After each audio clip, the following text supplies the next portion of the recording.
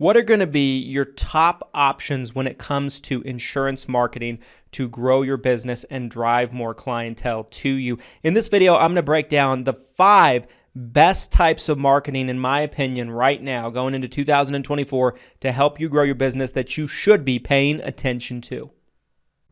This video is brought to you by none other than Hire Heroes, you guys. Hire Heroes is your one-stop shop when it comes to virtual staffing and making sure that you have qualified talent with your business. One thing that I love about Hire Heroes, you guys, is they've actually gone through the process already of vetting and making sure that your staff member is well trained to best fit your needs. Whether you need help with social media work, posting things on your accounts, responding to people that send messages to your social media accounts, whether you need help with data entry or a multitude of other things that they're qualified to do, Hire Heroes has got you covered. If you're having trouble finding quality talent and number 2, affording to be able to run payroll for that talent, Hire Heroes has got you covered with an affordable alternative to have a virtual assistant working for your business. There's a link down in the description of this video to where you can learn more about getting your own VA through Hire Heroes. I certainly recommend it. They're what we use in our business for all of our virtual assistant needs, and you will want to make sure that you check them out today. People ask all the time, what is the best way for me to market and grow my business? Okay. In this video, I'm going to give you my countdown of my top 5 currently of the most effective and best uses of your money for advertising spending. I'm going to give you some honorable mention picks before we jump into our 5. I would say honorable mention picks would include billboards, right? In certain areas with a very, very strategic kind of setup where you have billboards placed in different parts of town and there's multiple going at the same time, can be effective. TV and radio advertising can still be effective.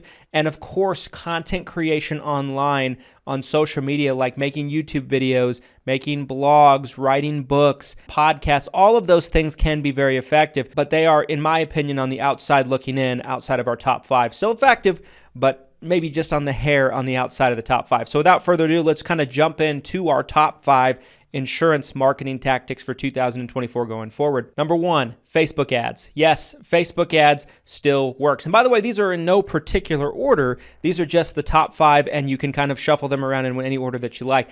Facebook ads still works.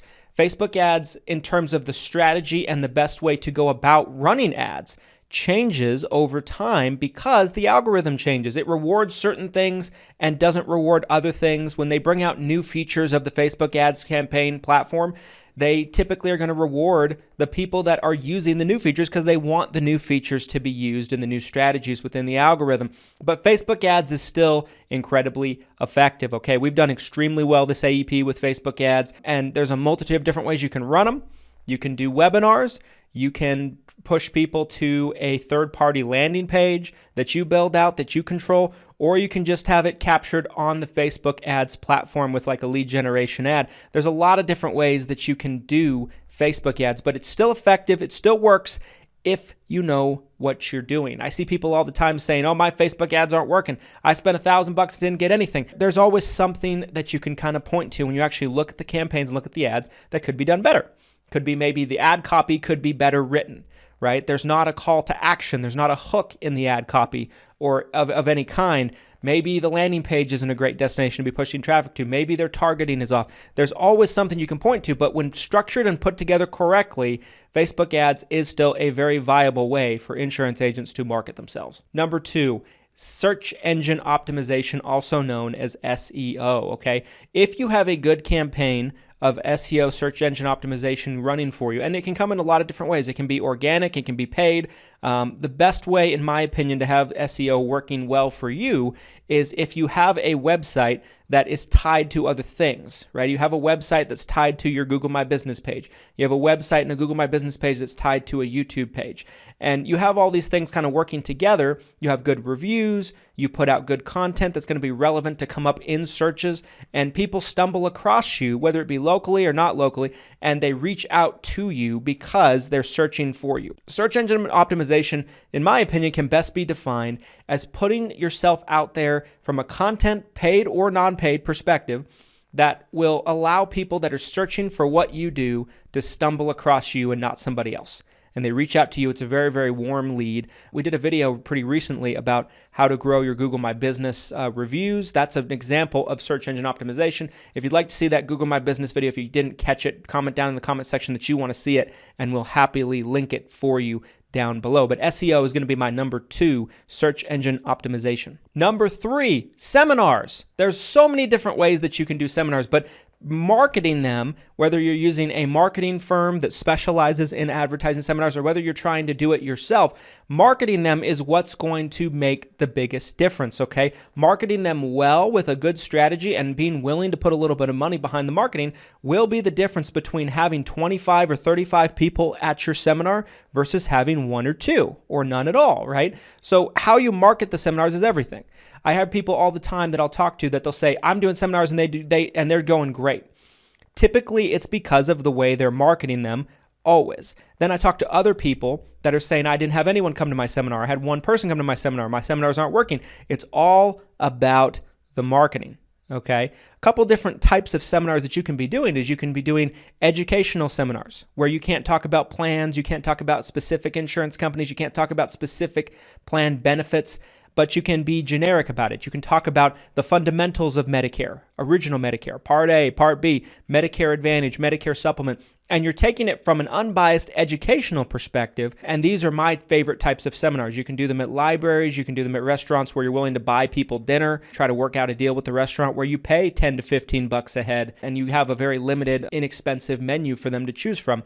We typically do dinner seminars, but we've also done educational library seminars and had pretty good success with them. So there's a couple different ways you can do it. You can also do sales seminars where maybe you partner with a carrier and people come in to learn about that specific carrier's plans, but you can't talk about any other company. So you're kind of put in a box for that one company.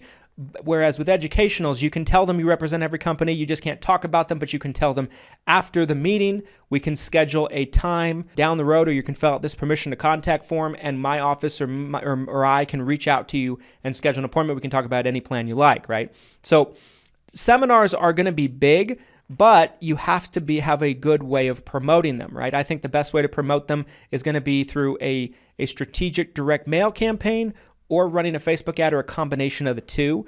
But if you crack this code, you can present to a whole multitude of people all at once without having to really go that much out of your way to contact each and every single person to get there, right? It's really like you're getting them to gather all together and you give one presentation for a bunch of people. It's much more efficient and effective. 4, strategic direct mail campaigns. I did a video recently about things that don't work anymore in the Medicare business, and direct mail was one of those on the list. Now, if you remember it back on that video, if you did watch it, I did mention that certain types of direct mail can still be effective. You just can't be as lazy as you used to be. You have to be a bit more creative for your direct mail to work in 2024, okay? The days, in my opinion, of being able to call up a direct mail lead vendor, paying $500-600, having them drop 1,000 pieces of mail and getting 20-30 leads back, and it's just this generic and you don't have to really do much, is over. Nowadays, to get the best responses on your direct mail, your card has to stand out. It has to really be a bigger card is going to be more effective. The color scheme is going to be everything. You need to brand it incredibly well. And you have to send out multiple pieces usually. You are going to want to send out 2, 3, 4 pieces over a period of time to increase your response rate, because those multiple touch points is going to be everything when it comes to direct mail. Why is the game so much different with direct mail than it used to be? Simply put, there's more people mailing than ever. But most people that mail, whether it be other agents, whether it be call centers, whether it be carriers, they are typically sending one piece of mail at a time. They're throwing out tons of mail, millions of dollars of mail in some cases, and just kind of seeing what will stick. And for them, it's kind of looked at as a branding tactic more than anything else. For you, you can get ahead of the curve and kind of get an edge in that type of department when you have a plan to where you send a multitude of mailers that relate to each other, that look similar, and there's a strategic sense to it. Like if you're working with T65, for example, I'm going to send this card out 6 months before their birthday. I'm going to send this card out 5 months before their birthday. I'm going to send this card out 4 months before their birthday.